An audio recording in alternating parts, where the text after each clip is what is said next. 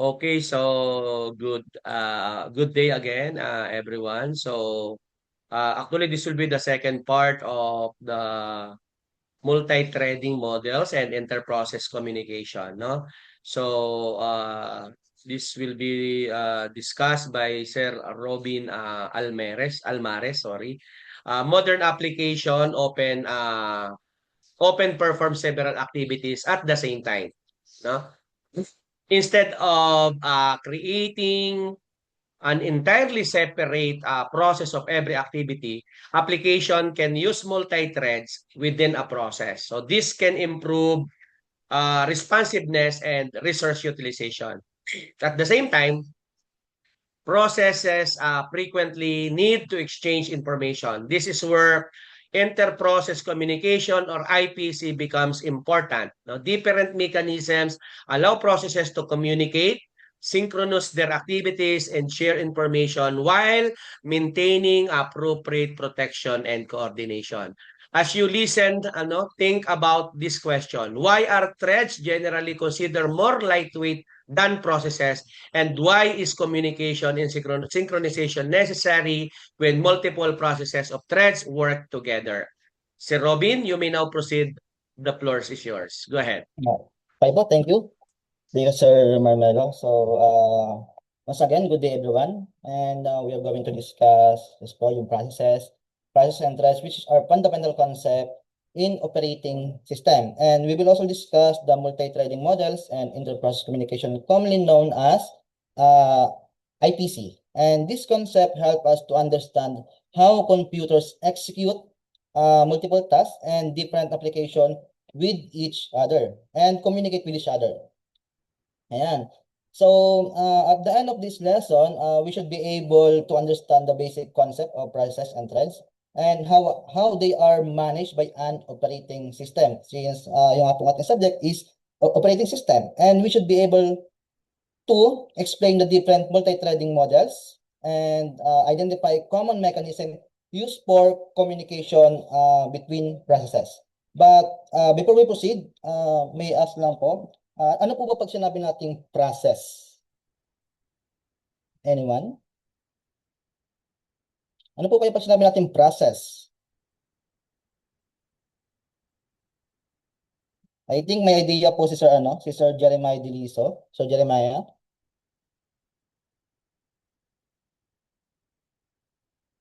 And Sir Randy?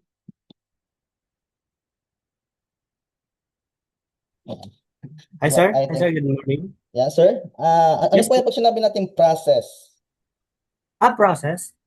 So I think process, it is connected with the series of actions, I guess. Okay, sir, thank you. So let's proceed na po. Ayan. So what's a process? So a process is a program that is currently being executed. Like for example nga po, Microsoft Word stored in your computer is a program. Yes, yung pong mga software natin na naka-install sa ating mga computer and laptops, desktop, it is a program. When you open those program or software, the operating system loads it into memory and begin the execution and instruction. So at that point, it becomes a process. And a process needs resources such as CPU, memory, and input-output resources to perform its task. Kaya di ba po, pag tayo ay bumibili ng mga device, like for example, yung sa computer natin and laptop, binibase po natin sa ating pangailangan. Lalo na po kung tayo ay kailangan natin ng mga we are doing yung multitasking. So, kung tayo po ay nag-multitasking sa ating mga trabaho or yung mga ginagawa natin sa computer, we need kumbaga yung high-end or mataas na specification ng ating mga computer and devices para makapag-multitask po tayo. Okay? Then, it is important to distinguish difference between a program and process. So, nga po ba kasi nakukonfuse tayo between program and process. So, a program po is a passive collection of instruction stored in a storage devices. Like for example nga po yung ating mga software na ini-install sa ating mga computer or device. while a process is an active instance of that program. For example nga po natin is yung calculator. So yung calculator po nating executable file sitting in your hard drive is a program since yun po ay naka-install sa ating computer. And the moment you double click it to open it, the OS creates a process. Okay? Then yung nga po allocating memory and assigning process ID and begin the execution. So program po is a passive entity. It is stored in a disk or storage po as a file and contains instruction only, and it does not execute by itself. So we need interaction between the user and remains unchanged until it lasts or until it modified. While the process is an active entity loaded into RAM by the OS, okay po, after the execution ng specific program natin or specific software, and executes instruction in a real time, and currently running or waiting to run, and also has a defined life cycle state. Then, ayun po, let's proceed to PCB. So the operating system needs to keep track of every process currently running or waiting for an execution. And it uses a structure called the PCB or yung tinatawag po natin na process control block. Think of a PCB. So ano po ba pag sinabi natin PCB or yung process control block? So think of the PCB as the operating system information record or logs for a process. And yes, it contains information needed to manage and resume that process. And kasama na nga po dito yung ating mga process ID state, CPU registers, and program counter. And also we have schedule information and memory or input-output information. Then, ano po ba pag sinabi natin process states? So, a process goes through different states during lifetime. And it starts in the new stage when it's being created, and then moves to the ready states when it's prepared to execute but waiting for CPU time. When CPU starts executing, the process enters the running state and it needs to wait for an event such as yung pong mga input and output operation natin. And it enters the waiting stage. Then, when execution is finished, it enters the terminated state. As you can see po dito sa ating illustration. Ano po? Then, sabi pa po dito, the OS or the operating system schedule constantly moves processes between the ready and running states, while input-output operations push them into waiting state until the event is complete. Then, let's explain pa yung tinatawag natin process state. So, as you can see, let's look at this process po, yung new, ready, running, waiting, and yung terminated processes natin. New means the process is currently being created. Since siya nga po siya ay new. Then, yung pong ready natin, ready means it is prepared to execute but waiting for the CPU. Then, running means the CPU is currently executing its instruction. And waiting means the process cannot continue until a particular event occurs. Then, the last but not the least is the terminated. Means the process has completed or has been stopped. Mga po ay through this process, like for example, sa ating paglaran ng isang software sa ating mga computer or devices, na-execute po lahat itong mga processes na ito. Okay? Then, ayan. Let's proceed to context switching. So, the operating system frequently needs to switch the CPU from one process or thread to another. Lalo na po kung tayo ay nagmumultitask. And this is called context switching. So, before switching the operating system, it saves the current execution information, then loads the information belonging to another process or thread. This allows multiple applications to share CPU time. Lalo na po kung tayo ay nagmumultitask. Kung mapapansin nyo, yung mga low end or yung mabababa po na specs ng ating computer or laptop, pag tayo po ay nagraran ng multiple application or yung nga po nagkakaroon tayo ng multitasking, so nag-share po sila ng mga yung sa yung allocation po ng CPU ano po doon sa ating computer. Kaya mapapansin ninyo ay bumabagal po yung pagpaprocess doon sa ating mga software and application. And then ito pa nga po isang example, real world example. When you alt tab from Chrome to VS Code, the OS saves from CPU state and loads VS Code state and this is a context switch in action. Okay? Then, ayan, let's talk about about thread. So, ano po ba yung tinatawag natin na thread? So, a thread is an execution path inside a process. So, a process contain one thread or multiple threads. So, sure po ako na may encounter nyo or nakikita nyo po yan sa ating mga devices, like for example sa ating laptop or computer. And threads within the same process share many resources such as memory and files. Because of these threads, it can communicate with each other more easily than separate processes. And sabi pa nga po dyan, a thread is the smallest unit of CPU execution within a process. While a process is the resource container or memory files or input-output, then a thread is the actual execution engine that carries out the instruction.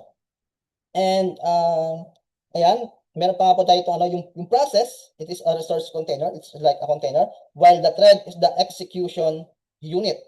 And meron pa rin po tayong tinatawag na multiple threads per process. It is a single process that can contain dozens of threads and all executing concurrently within the same address space. Then we also have single thread and multi-threaded. So ano po ba yung pinagkaiba ng single thread and multi-threaded? So single-threaded process has only one execution path, while the multi-threaded from the word itself, it is process contains multiple threads that can perform different tasks. For example, a browser may use one thread for the user interface, while the other threads handles networking, rendering, backend operation, and etc. So, ayun po, sabi dyan nga, single-threaded process handles everything sequentially, and it blocks on I/O or input-output the entire application frees. Simple to write and debug, but limited in performance. So, like, tanda pa natin na si single-threaded process is one task at a time, blocks entirely on input-output, and cannot use multiple cores. While the multi-threaded process, it runs concurrently, while thread 2 waits on a network responses. The thread 1 keeps the UI responsive. Okay? And modern apps almost always use this model. And ayun po, it process it process multiple. Ano po? Pwede po tayo ditong multitasking. Then process versus thread. Ito po yung para mas magkaroon po tayo ng clear picture. So sa definition po yung ating process versus thread, yung process po is an program in execution. No po? After po nating ma-run yung ating program, doon na po doon na nangyayari yung process. While the thread is an execution unit within a process. Pagdating naman po sa address space, we have process has own private and address space, while the thread shares process address space. Then pagdating naman po sa resource usage, sa process, it has more resource intensive to create, while the thread is lightweight, fewer resources needed. While naman po sa ating isolation, process has a greater isolation from other processes, while yung thread po natin ay less isolation. When it comes in communication, process requires IPC mechanism, while thread can share memory directly. Pag ito naman po sa cost, yung process is more expensive, while the thread is more cheaper but faster. So ano po ba yung benefits ng multi-threading? So multi-threading provides several advantages. So first is responsiveness. So an application can continue responding to users while another thread perform a background operations. Lalo na po kung tayo ay nagmo-multitasking. Then second is the resource sharing. So threads within the same process can share memory and resources. The third is the economy. So because threads generally require fewer resources, than creating separate process. Then finally, the multi-threading allows application to take advantage of multiple CPU cores. And ang isa pa nga po pala ay yung scalability. Na kung saan ay on multiple core process, different threads can execute simultaneously on different cores, achieving true parallel speedup that a single-threaded program cannot. Kaya nga po tayo ay kumbaga yung nakapag-multitask doon po sa mga computer natin na kung saan ay merong multi-threading. Then let's talk about the concurrency and parallelism. This concurrency versus parallelism are related but are not exactly the same. Concurrency means that multiple tasks are being managed and making progress during overlapping periods, while the parallelism means that multiple tasks are actually executing at the same time, usually using CPU cores. And as you can see po, parallel execution is concurrent, but not all concurrent execution is parallel. And a single core system can be concurrent, but never truly parallel. Okay? Then, pag-usapan naman po natin yung multi-threading models. Since ito po yung pinaka-i-cover ng topic natin. So, multi-threading model explains how user-level threads are mapped to kernel threads. So, we have three major models. Yung many-to-one, one-to-many, and many-to-many. So, the mapping is important, yes, because it affects how threads are scheduled and efficiently they can use the CPU.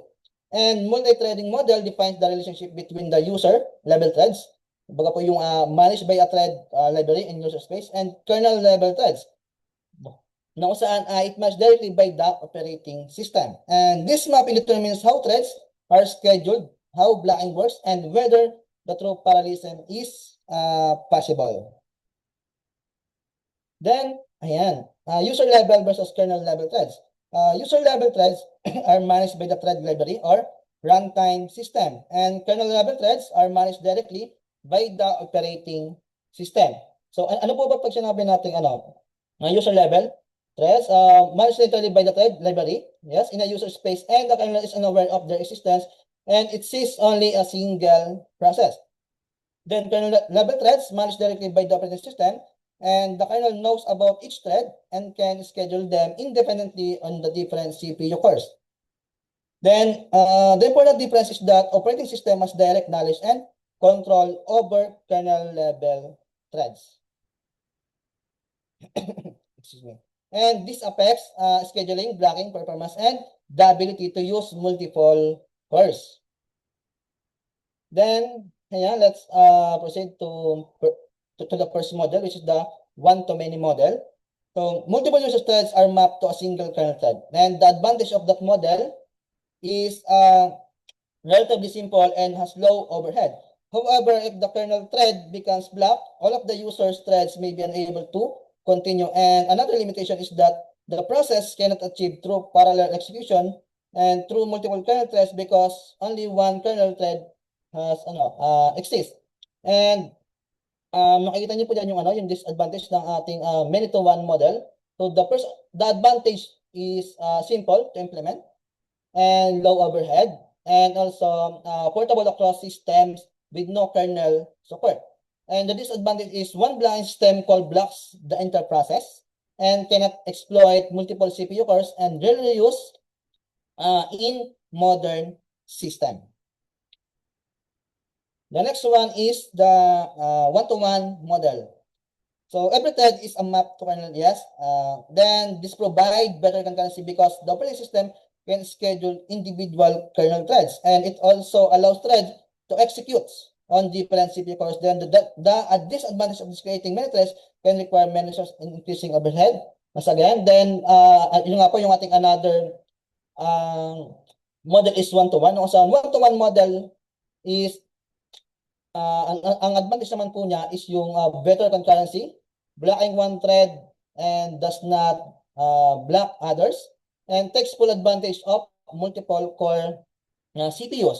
And the disadvantage is high resource overhead and may limit total number of kernel threads, and it is used by Windows and Linux. Ano po? Then the dominant model is modern operating system. Then the last is the many-to-many model. So many-to-many model allows many many user thread to be mapped to multiple kernel threads once again, and this provides greater flexibility. For example, an application may have many user threads while the operating system manages a small number of kernel threads that can be scheduled across available CPU cores. And this major advantage is that this model is more complicated to implement and manage. And nakita nyo nga po dito yung kanyang advantage. Unang-una ay flexible. Can utilize multiple CPU cores, and also block one thread does not block others, and no fixed one-to-one overhead. Then the disadvantage is significantly more complex to implement and maintain. Nakita niyo naman po doon sa ating figure, ano po, kung paano na ika ngayon nagsasalabid na yung mga line natin. Okay?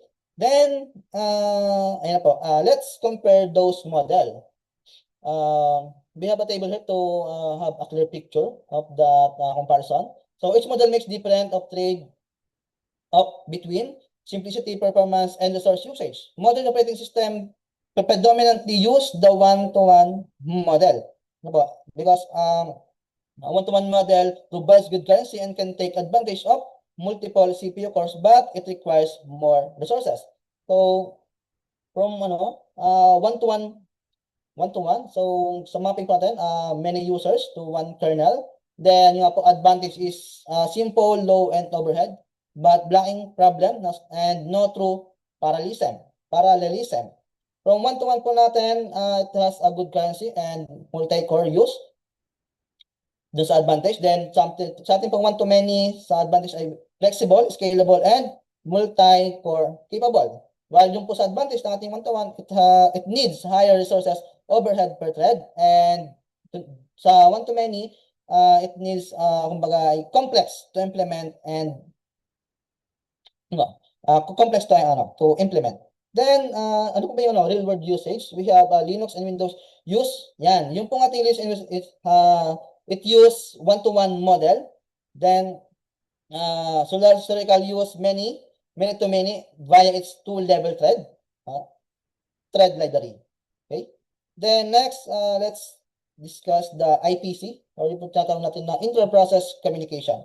So IPC stands for inter-process communication, where processes are generally isolated from one another. Therefore, when two processes need to exchange information, they need communication mechanism. And IPC allow them to process, to exchange information, share data, coordinate their activities, and synchronize their operation. Then, ano po ba yung two basic IPC models? So we have shared memory and message passing. So shared memory process communicate through common region or memory, while the message passing communicate by sending and receive message through the kernel and has no such memory region is needed. Then the kernel acts as an intermediary, copying data between processes. So shared memory is a very high throughput and requires explicit synchronization. And while the message passing has it is easier to use and safer by default, and kernel involvement adds an overhead. Then ano po ba yung common IPC mechanism? There are several common IPC mechanism. The first is shared memory that allows processes to access common data. And we have pipes, which is unidirectional data channels. And one process writes, another reads, used heavily in Unix or Linux shell pipelines. Then these pipes provide a communication channel between processes. And we have message queues. For example, it allows message to wait until the receiving process is ready. Then we have sockets that are commonly used for communication over networks. And last but not the least, we have signals. Signals are generally used to notify process that particularly events has occurred. Then, ayan, ano po natin? Synchronization and race condition. Synchronization is necessary when multiple threads or process access shared resources. Then, a race condition occurs when the final result depends on the order in which concurrent operation execute. For example, imagine two threads updating the same bank account balance simultaneously. And without proper synchronization, one update could overwrite the other. And mechanisms such as mutex, semaphores, locks, and motors are used to coordinate access to shared resources. Then, ayun na po yung ating key takeaways. So, let's summarize the entire lesson. So, a process is a program in execution. So, we have malaki po yung pagkakaiba ng process and program. Pero parang same lang po siya. But a process, again, is a program in execution. Then, a thread is an execution unit within a process. And multi-threading allows multiple threads to perform different tasks within a process. And the three major multi-threading models are we have one-to-one, many-to-many, and one-to-many. And IPC allows separate processes to communicate. And ano po yung ating synchronization helps prevent conflicts when multiple threads or processes access shared resources. And ayun lang po. Thank you.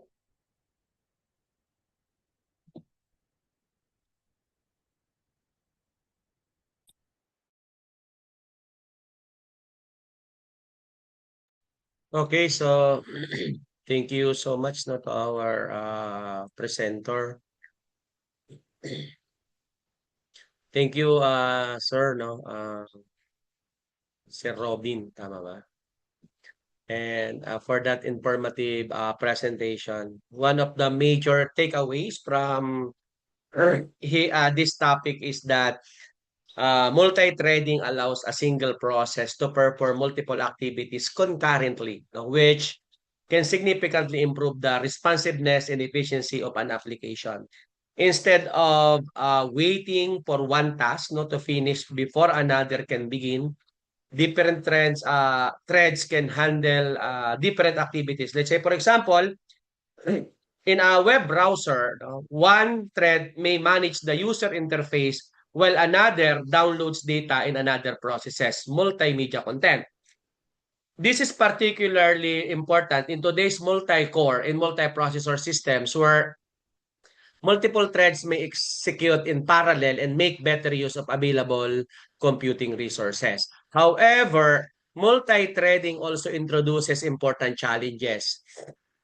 Well, since threads belonging to the same process commonly share memories and memory and other resources, they must be properly coordinated. If two or more threads attempt to modify the same data at the same time, a race condition may occur, producing unpredictable or incorrect results. We therefore need mechanisms such as mutexes, semaphores, locks, and synchronization techniques to control access to shared resources.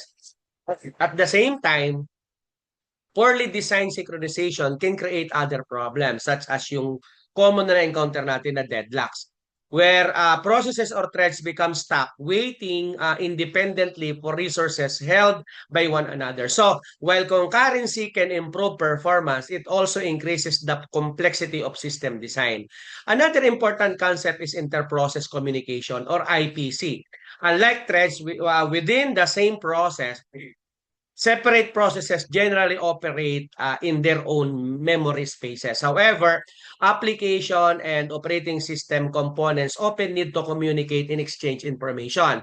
So, interprocess communication or yung IPC na tinatawag natin provide mechanisms such as shared memory, message passing, pipes, and sockets that allow processes to exchange data and coordinate their activities. Halimbawa, Sockets are widely used in network-based application where processes may communicate even when they are running on different computers.